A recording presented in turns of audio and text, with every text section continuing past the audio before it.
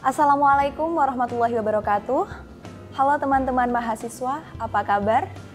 Baik ya, Alhamdulillah. Senang sekali pada kesempatan kali ini saya Dela Nurul Fatihah akan menemani teman-teman dalam pembekalan KKN dari rumah. Nah, pada kesempatan kali ini kita akan membahas tentang sistem pengabdian KKN berbasis daring. Tentunya bersama pemapar kita yang sangat luar biasa. Di sini saya akan membacakan kurikulum vitae beliau. Nama Misbah Khairuddin Zuhri, alamat Kota Salatiga, Jawa Tengah, Indonesia.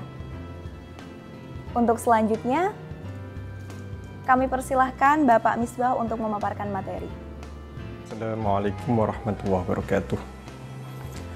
Alhamdulillah, wassalatu wassalamu ala rasulillah wa ala alihi wa ashabihi wa mawala, amma ba'du. Yang sama-sama kita hormati Bapak Ketua dan Sekretaris LP2M, Bapak Kepala Pusat Pengabdian kepada Masyarakat, mahasiswa dan mahasiswi KKN dari rumah yang saya banggakan.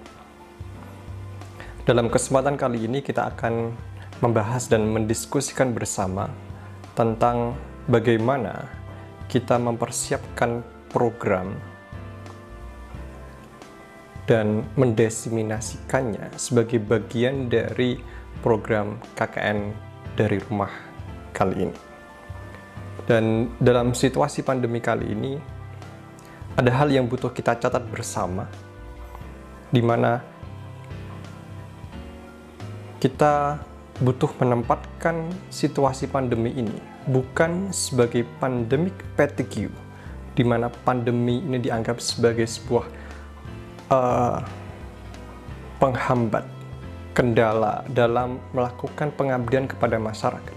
Tapi justru sebaliknya, bagaimana kita menjadikan pandemi ini sebagai pandemic acceleration, sehingga kita bisa mengoptimalkan kondisi yang serba sulit dan terbatas ini untuk mendesain, untuk membuat dan mendiseminasikan program yang kreatif dan inovatif untuk memberikan pengabdian, untuk memberikan khidmah, dan memberikan kemaslahatan dan manfaat kepada masyarakat di sekitar kita. Ada 3 hal yang menjadi catatan kita bersama dalam mendesain program KKN dari rumah kali ini. Yang pertama adalah kemajuan teknologi, di mana dalam kemajuan teknologi kali ini kita melihat adanya proses yang sangat cepat dan masif terkait dengan proses digitalisasi dan otomatisasi teknologi yang dilakukan oleh kecerdasan buatan, artificial intelligence, yang lambat laun tapi pasti. Kecerdasan buatan itu akan menggantikan peran manusia dalam menjalankan roda-roda kehidupan kita.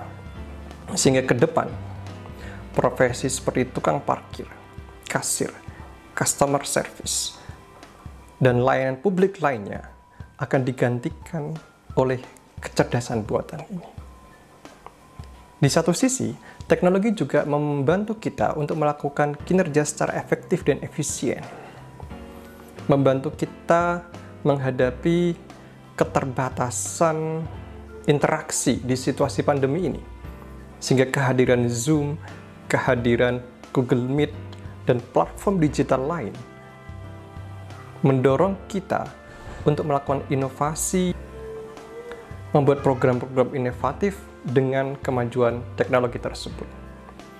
Yang kedua, kemajuan teknologi tersebut akhirnya membawa kita, mengantarkan kita pada situasi yang disebut dengan era disrupsi, di mana dalam era disrupsi ini banyak sekali perubahan secara fundamental yang kita lihat di sekitar kita, mulai terjadinya proses pergeseran ekonomi dari ekonomi konvensional menjadi ekonomi digital, mulai dari pembayaran secara tunai menjadi pembayaran secara non-tunai, bahkan menggunakan cryptocurrency, dari otoritas keagamaan yang bersifat institusional menjadi otoritas keagamaan berbasis individu atau personal, dan lain sebagainya.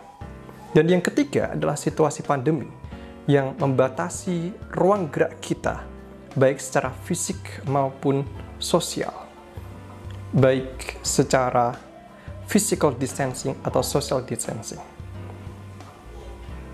Maka ketiga hal tersebut butuh kita respon, butuh kita sikapi secara positif dan dengan bijak. Maka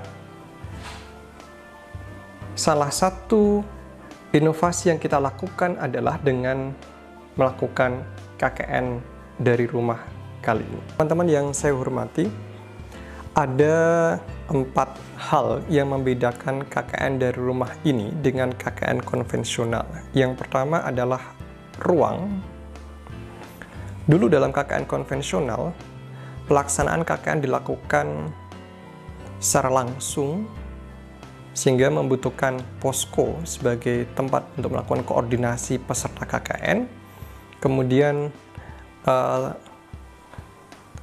desa sebagai mitra dan subjek dampingan di sebuah masyarakat.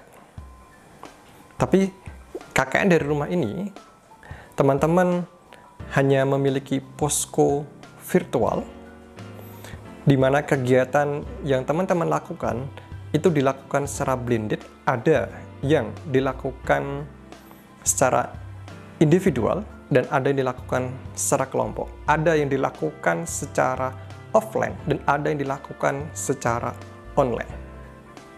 Nah, perubahannya adalah kalau dulu itu dilakukan secara full luring, sekarang dilakukan secara blended, secara luring maupun daring. Luring pun itu dilakukan dengan sangat ketat dengan mematuhi protokol kesehatan dan melihat situasi terkini dari pandemi COVID-19 di suatu daerah.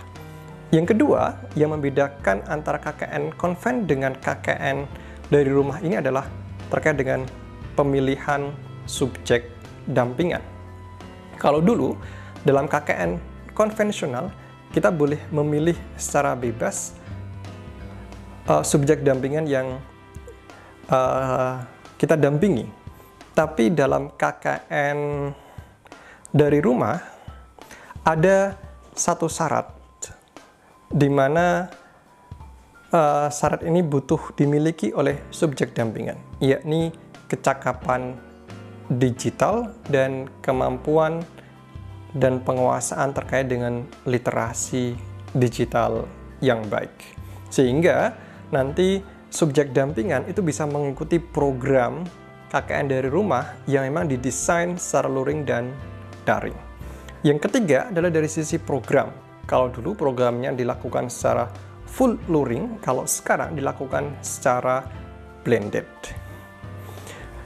Nah, programnya itu ada program yang memang dilakukan secara fisik, maksudnya dilakukan secara langsung di sebuah masyarakat dengan memperhatikan protokol kesehatan, dan ada program yang dilakukan secara online.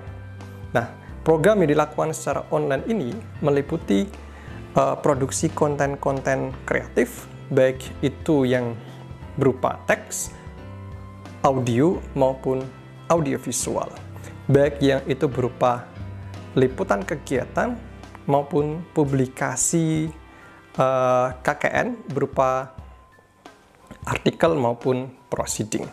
Dan yang keempat adalah luaran. Kalau dulu luarannya hanya terbatas pada program yang dilakukan secara full luring, sekarang luarannya juga blended.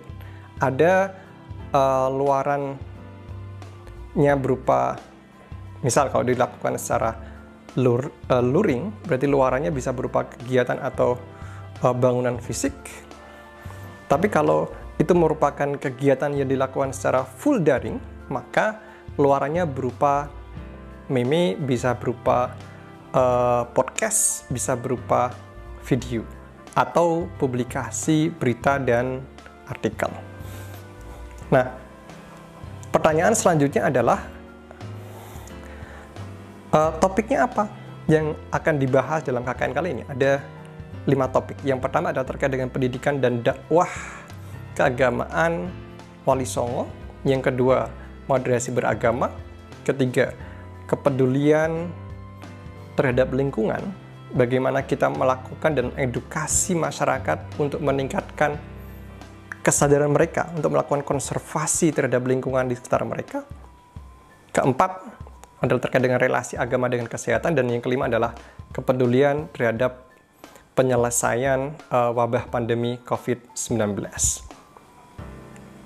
Lantas, pertanyaannya adalah bagaimana kita mempersiapkan program tersebut? Ada beberapa tahapan yang butuh kita lakukan. Yang pertama adalah kita butuh melakukan analisis terhadap kondisi subjek dampingan. Yang kedua, kita butuh menentukan subjek dampingan. Siapa masyarakat yang akan kita dampingi? Apakah itu majelis taklim? Apakah pemuda di suatu daerah? Apakah itu generasi milenial? Dan lain sebagainya. Sehingga penentuan subjek dampingan ini menjadi penting karena nanti terkait dengan bagaimana kita menganalisis kondisi subjek dampingan kali ini dan program dampingan yang akan kita desain bersama. Nah, dari program pendampingan yang kita desain itu nanti akan berkorelasi dengan target dan luaran program yang akan kita rencanakan.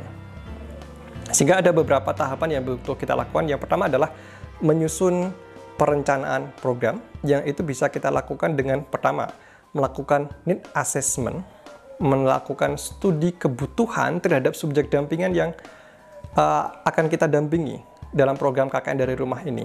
Yang kedua, melakukan diskusi secara terbatas dengan kelompok KKN kita. Kemudian setelah kita melakukan diskusi, kita mempersiapkan media dan platform yang akan kita gunakan. Yang ketiga, melakukan koordinasi pelaksanaan program. Karena keberhasilan sebuah program itu tergantung sejauh mana koordinasi dilakukan dan sejauh mana persiapan itu dilakukan secara matang. Yang keempat, mengontrol pelaksanaan program, sejauh mana kesiapan panitia dalam melaksanakan program tersebut. Kalau itu program itu dilakukan secara daring, apakah link Zoom atau Google Meet sudah siap? Yang kedua, apakah publikasinya sudah masif? Apakah narasumber sudah dihubungi? Apakah para peserta sudah mengetahui detail acara secara baik? Yang kelima, setelah program dilaksanakan, segera lakukan proses evaluasi terhadap program dilakukan. Tujuannya adalah untuk melakukan refleksi kira-kira yang kurang dari pelaksanaan program yang sudah dilakukan itu apa, sehingga nanti untuk program selanjutnya itu bisa dioptimalkan pelaksanaannya, belajar dari beberapa kekurangan yang terjadi pada pelaksanaan program yang pernah dilakukan. Yang ketujuh adalah melakukan pelaporan program, baik dengan membuat berita maupun mempersiapkan untuk pelaporan secara individu maupun kelompok. Sehingga yang butuh teman-teman persiapkan setidaknya ada beberapa hal. Yang pertama, tentukan kondisi subjek dampingan saat ini. Yang kedua, tentukan subjek dampingan yang teman-teman pilih. Yang ketiga, rencana program. Keempat, detail pelaksanaan program. Kelima, target program. Kemudian, bagaimana teman-teman melaksanakan program tersebut. Dan harapan teman-teman pasca program itu dilaksanakan, tujuannya adalah untuk mengetahui adakah perubahan sebelum teman-teman melakukan proses pendampingan dan setelah pendampingan itu dilakukan. Idealnya pasca teman-teman melakukan proses pendampingan terhadap subjek dampingan tertentu, itu terjadi proses peningkatan, proses perubahan ke arah yang lebih baik.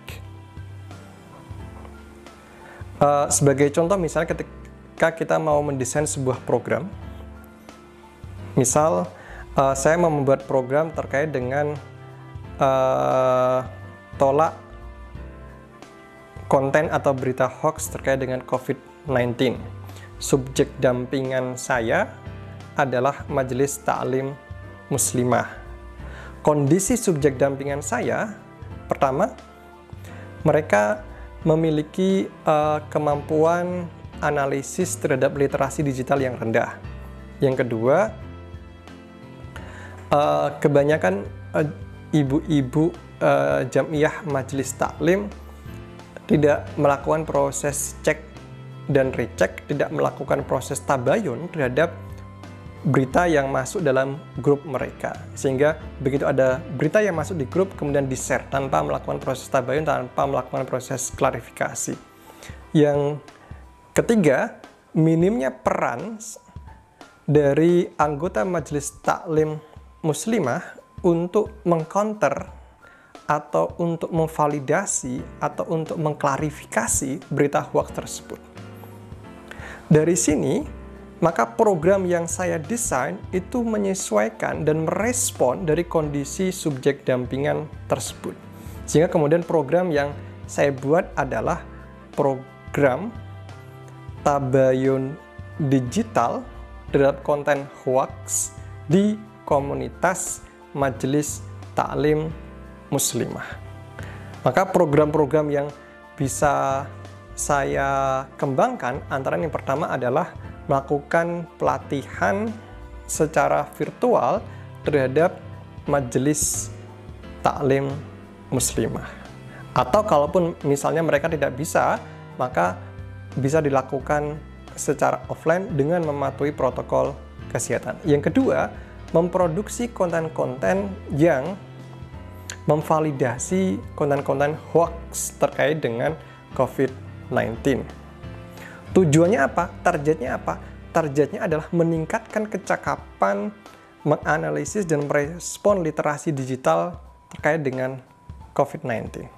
Nah, program pendampingan yang kita lakukan selain melakukan sesi workshop, kemudian memproduksi konten-konten visual maupun audiovisual untuk mengcounter hoax adalah melakukan sesi bicara, sesi sharing bersama ibu-ibu Jamiah Majelis Taklim untuk melihat sejauh mana sebenarnya perkembangan literasi mereka dalam merespon konten atau berita hoax terkait dengan COVID-19. Dan yang kedua, setelah mereka memiliki kecakapan, harapannya mereka menjadi sebuah komunitas yang berfungsi menangkal berita hoax COVID-19. Itu sekilas tentang bagaimana kita mendesain sebuah program KKN dari rumah dengan melihat kondisi dari subjek dampingan, sehingga programnya itu bisa relevan dengan kondisi subjek dampingan. Harapannya mereka memiliki kompetensi dan skill yang lebih baik dari kondisi saat ini. Nah, terkait dengan platform yang akan kita gunakan, kita akan menggunakan 3 platform sebagai media untuk mendiseminasikan program-program kita, mendiseminasikan konten-konten kita. Yang pertama adalah YouTube. Konten yang akan kita produksi adalah video. Yang kedua adalah Instagram. Konten yang akan kita produksi pertama bisa berupa flyer, yang kedua bisa berupa video, dan yang ketiga adalah Facebook. Itu bisa berupa teks, flyer, dan video. Nah, pertanyaan selanjutnya adalah bagaimana kita mempersiapkan konten yang akan didiseminasikan melalui 3 platform tersebut. Lagi-lagi kita butuh mempersiapkan 3 hal sebelum kita mendesain sebuah konten. Yang pertama adalah kondisi subjek dampingan. Yang kedua, subjek dampingan. Yang ketiga adalah targetnya. Kondisinya bagaimana? Apakah mereka memang benar-benar membutuhkan konten tersebut? Jangan-jangan mereka tidak membutuhkan konten tersebut, sehingga analisis terhadap kondisi subjek dampingan menjadi penting. Yang kedua adalah pembatasan subjek dampingan. Semakin kita fokus pada subjek dampingan tertentu, maka konten yang kita akan produksi itu lebih akan mengena terhadap subjek dampingan tersebut. Kita tidak mungkin menyasar seluruh subjek dampingan, karena kita memiliki keterbatasan waktu, kita memiliki keterbatasan SDM. Sehingga pemilihan dan penentuan subjek dampingan itu juga penting dalam proses mendesain sebuah program. Yang ketiga, target. Target kalian apa? Apakah sebatas mengedukasi atau meningkatkan literasi digital mereka? Nah, setelah 3 hal ini fix terkait dengan kondisi subjek dampingan, kedua penentuan subjek dampingan, yang ketiga adalah terkait dengan target dari program, maka kita bisa mempersiapkan konten. Untuk memproduksi konten, kita membutuhkan 2 hal. Yang pertama adalah mempersiapkan konten itu sendiri. Yang kedua adalah mempersiapkan konten dengan teknik yang baik. Yang pertama, untuk mempersiapkan konten yang baik, kita butuh memperhatikan 3 hal. Yang pertama, konten itu harus benar. Konten itu harus sahih. Konten itu harus memenuhi validasi kebenaran secara akademik. Sehingga sebelum kita membuat sebuah konten, baik itu konten berupa teks, audio maupun audio visual, pastikan sumber rujukannya benar. Pastikan sumber rujukannya valid. Jangan asal copy paste, tapi pastikan sumber itu memang berasal dari sumber yang sudah tervalidasi kebenarannya. Sehingga kita punya tanggung jawab secara moral dan akademik untuk memastikan konten yang kita produksi dan kita diseminasikan merupakan konten yang benar, konten yang valid, konten yang sahih. Setelah selesai, kita baru berpikir apakah konten yang kita produksi ini memiliki kemanfaatan. Nah, kemanfaatannya ini lagi-lagi disesuaikan dengan kondisi subjek dampingan, penentuan subjek dampingan, dan target yang akan kita tuju. Dan yang ketiga adalah nilai, additional values, nilai tambah dari konten yang akan kita produksi. Sehingga konten yang kita produksi itu harus benar-benar memiliki nilai tambah bagi subjek dampingan yang kita tuju. Nah, salah satu indikator konten itu bernilai, memiliki nilai tambah, pertama, konten itu menawarkan sebuah kebaruan, menawarkan sebuah novelty. Sehingga begitu membaca sebuah konten, baik itu berupa meme, flyer, video, ataupun konten lainnya, pembaca atau subjek dampingan itu merasa bermanfaat. Merasa, ini kayaknya butuh saya share. Ini butuh saya simpan. Ini butuh saya sampaikan kepada yang lain. Yang kedua adalah orisinalitas. Kalaupun misalnya konten itu bukan dari kita, maka cantumkan rujukannya. Tapi kalau itu memang benar-benar konten yang kita produksi sendiri, hasil dari kontemplasi, hasil dari takhannus dan uzlah kita, maka itu yang disebut dengan orisinalitas sebuah ide.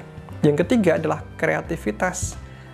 Kadang konten itu sudah benar, konten itu sudah bermanfaat, tapi tidak di-package, tidak dikemas, tidak desain dengan baik. Masyarakat juga akan abai, masyarakat atau subjek dampingan itu tidak tertarik untuk membaca, untuk melirik, atau bahkan mendiseminasikan dan menyebarkan kepada yang lain. Sehingga aspek kreativitas dalam konten yang kita produksi itu juga akan memberikan nilai tambah.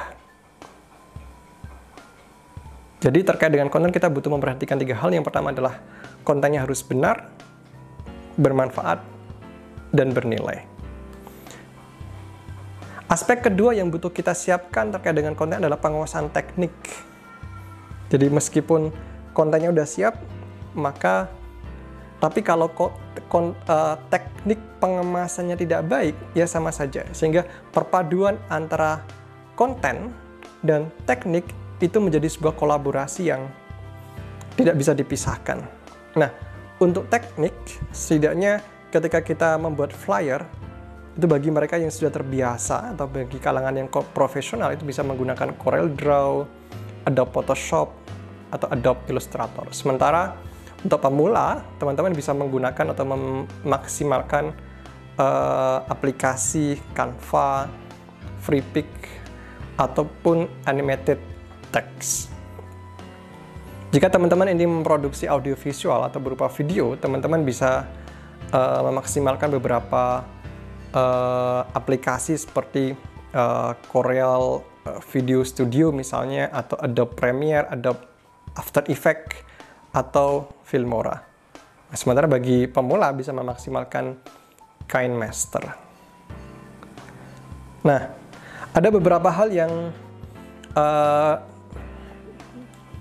menjadi evaluasi kita bersama dalam beberapa konten yang diproduksi teman-teman KKN dari rumah, misalnya terkait dengan flyer atau meme atau konten visual.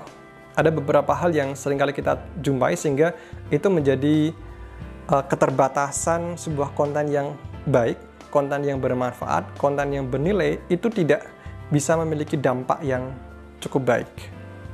Yang pertama adalah gagasannya itu hybrid, jadi semuanya masuk di sana. Misalnya ketika membincang pandemi, satu flyer itu ada 9 ide pokok yang disampaikan. Efektifnya, sebenarnya satu flyer teman-teman cukup menyampaikan satu ide pokok, satu gagasan saja. Begitu satu gagasannya itu sudah tersampaikan, itu berarti teman-teman sudah berhasil.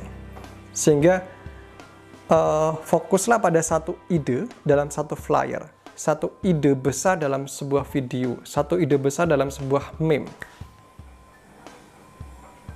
Efisiensi kata, efisiensi pesan.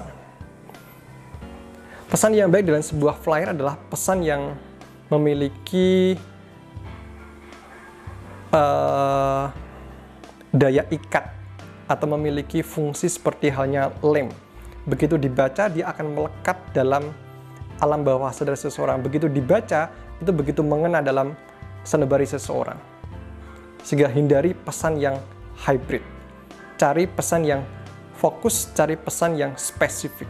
Yang kedua, mismatch antara teks dengan gambar. Teksnya berbicara terkait dengan pentingnya untuk melakukan social distancing, tapi gambarnya justru memperkuat adanya kerumunan misalnya. Jadi ada mismatch di sana. Sehingga antara gambar dengan teks itu harus link and match. Yang kedua, flyer tidak representatif dan tidak relevan terhadap subjek dampingan yang dituju. Sehingga pastikan flyer yang dibuat itu memang sesuai dan relevan terhadap kondisi subjek dampingan yang kita pilih. Yang keempat, pesannya biasa saja. Sudah disampaikan oleh banyak orang. Sehingga di sini pentingnya koordinasi secara virtual di posko virtual. Seringlah untuk berbagi, seringlah untuk meminta masukan dari teman-teman di grup teman-teman. Nah, ketika ditemukan salah satu dari 4 hal ini, adanya pesannya hybrid, mismatch antara teks dengan gambar, tidak representatif untuk subjek dampingan dan kondisi saat ini, kemudian pesannya biasa saja, maka there is no impression. Tidak ada kesan. Tidak ada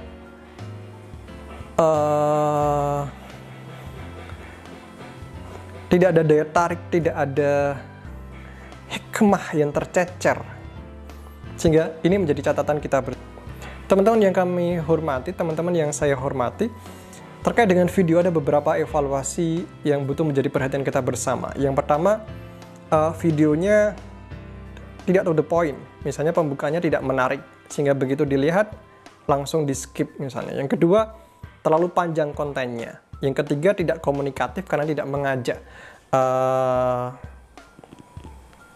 audiens untuk berinteraksi, dan yang keempat, tidak ada informasi, tidak ada aspek edukasi, dan tidak ada aspek entertainnya. Nah, ini menjadi catatan kita bersama karena segmen kita adalah segmen milenial, di mana ketika kita menyampaikan konten edukatif, tolong diselipi unsur-unsur entertainmentnya di sana agar mereka bisa stay tune dari awal sampai akhir. Nah, ada beberapa contoh yang mungkin bisa teman-teman gunakan sebagai model. Misalnya ketika kami membuat konten terkait dengan promosi hidup sehat di era pandemi, misalnya terkait dengan bagaimana kita cuci tangan, salah satu headline yang kita cantumkan dalam file tersebut adalah bersihkan tangan. Kemudian kita berikan ilustrasi terkait dengan bagaimana mencuci tangan yang benar mulai tahapan awal sampai akhir. Ada sekitar 6 tahapan, mulai gerakan begini, kemudian memasukkan jari dalam sela-selanya sampai selesai. Kita ilustrasikan dalam bentuk gambar, karena ilustrasi gambar lebih mudah untuk dipahami daripada deskripsi teksnya. Kalaupun ada deskripsi teks itu bisa membantu. Atau misalnya bagaimana kita memberikan salam dalam era pandemi misalnya. Dengan kita visualisasikan misalnya dengan bentuk begini, kemudian menaruh tangan kanan di pundak, atau memberikan salam begini, dan beberapa ilustrasi lainnya. Nah, teman-teman nanti bisa melihat beberapa contoh dalam bagaimana kita mendesain sebuah konten yang baik. Contoh misalnya kita ingin mendeskripsikan tentang 3 hal yang butuh kita istiqomahkan dalam situasi pandemi ini. Yang pertama adalah kita butuh jaga jarak aman, kita butuh tingkatkan imun, kita butuh kuatkan iman. Tujuannya untuk apa? Agar kita dalam kondisi sehat walafiat. Dan ketika teman-teman misalnya ingin mendesiminasi atau membuat konten yang meningkatkan imunitas seseorang, misalnya jika engkaulah bahagiakanlah hatimu, dan beberapa konten lainnya yang teman-teman bisa lihat dalam PowerPoint yang nanti bisa teman-teman dapatkan dari tim KKN dari rumah. Terima kasih banyak atas perhatiannya. Sekian dari saya, kurang lebihnya mohon maaf. Semoga sehat selalu. Wassalamualaikum warahmatullahi wabarakatuh. Terima kasih kepada Bapak Misbah pemaparan yang sangat luar biasa. Saya Dila Nurul Fatihah pamit undur diri. Mohon maaf apabila terdapat kesalahan. Akhirnya wabillahi taufik wal hidayah waridho wal inayah. Wassalamualaikum warahmatullahi wabarakatuh.